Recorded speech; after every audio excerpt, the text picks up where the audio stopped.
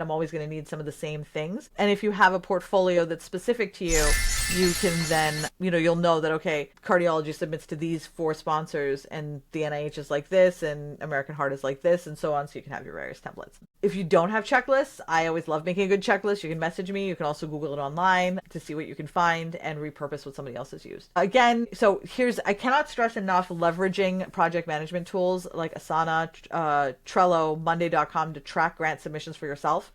Even if you have an internal grant system with your organization that you use to submit grants that keeps track of your tasks, typically it's not enough to actually ensure that you don't lose the workflow.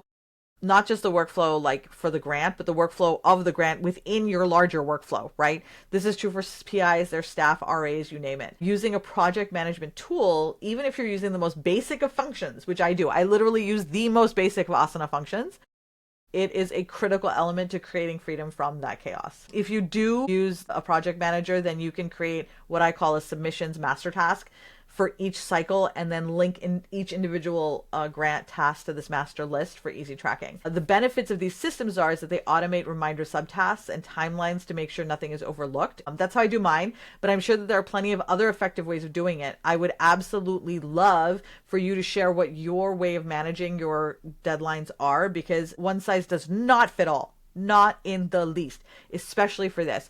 And so what I'd love to hear is like, how do you keep track and like make sure that you don't drop the ball when you have so many balls to juggle?